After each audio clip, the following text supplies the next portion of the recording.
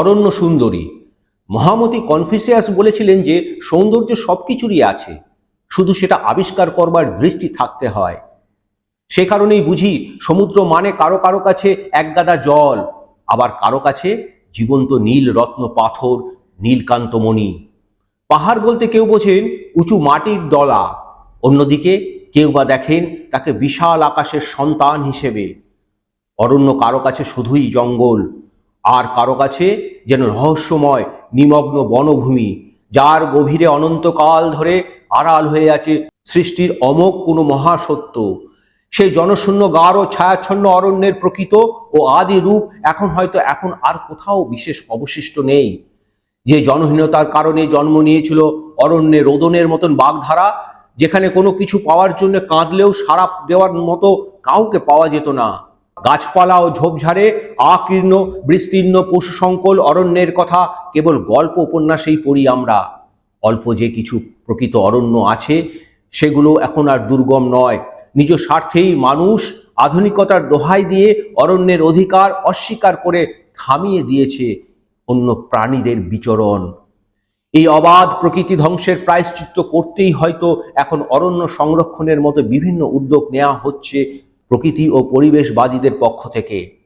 দূরের পলাশ মহুয়া বনের মাথায় কখন সূর্যের শেষ অশ্রিটুকু লেপ্টে পড়ে চিকচিক করে হেসে উঠেছিল, এখন আর তার কিছুই টের পাওয়া যাবে না।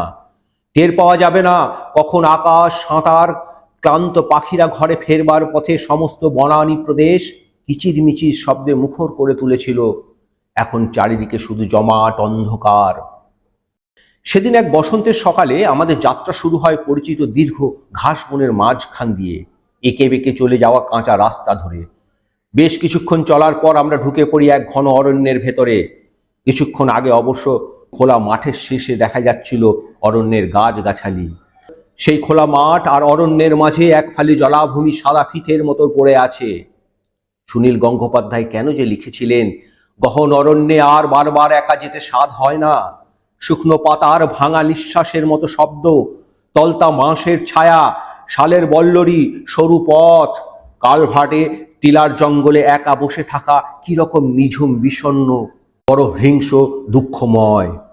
আমরা হলেম গিয়ে শহরে লোক, সামাজিক গৃহপালিত। জঙ্গলের বর্গীয় জ নিয়ে যাদের কোনো ধারণা নেই, তারাও পরিষ্কার বুঝতে পারছে যে কি করে একটা শটান রাস্তা ফস করে জঙ্গল হয়ে গেল। জঙ্গলের মহাকাব্যে স্বয়ং বুদ্ধদেবও মনের গভীরে বাসা বেঁধে রয়েছেন। আসলে আমি তো ওর চরিত্রদের সঙ্গেই জঙ্গলে আসতে চাই বারবার, কিন্তু বনের পরে বন, তারও ওপারের বন অন্য কথামালা সাজায়।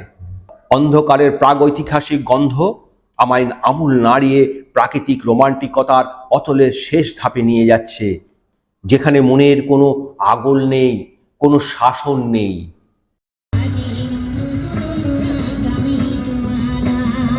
এখন এই মুহূর্তে হোটেলে ঘরে ফিরেও চোখের পাতা জুড়ে ছুঁয়ে আছে জঙ্গলের গন্ধমাখা ঘুম।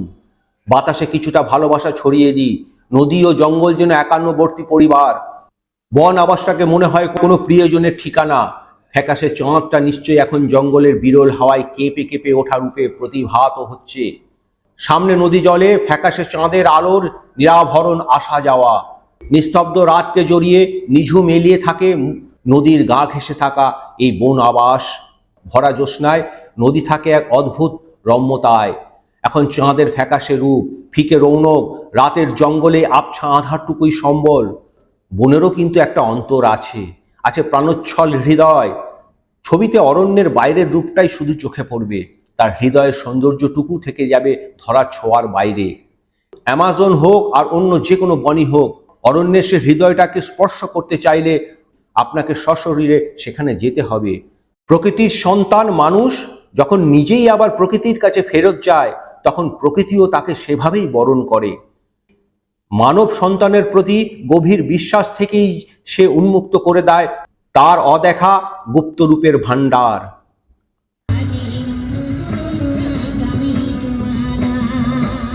নির্জনতার যে একটা অদ্ভুত আস্বাদ আছে, অনিশ্চয়তার যে একটা অজানা শিহরণ আছে, অরণ্যের যে একটা দুর্গম আনন্দ আছে, নির্জন অরণ্যে অতিবাহিত একটা রাত সেই অভিজ্ঞতাই যেন মনের মণিকোঠায় সঞ্চিত করেছে।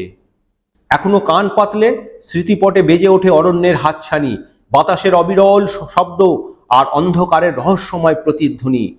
এই যেন এক মায়াবী অরণ্যের জগৎ। একবার এলে যাপিত জীবনের সব ক্লান্তি অবসাদ নিমেষে দূর হয়ে যায়।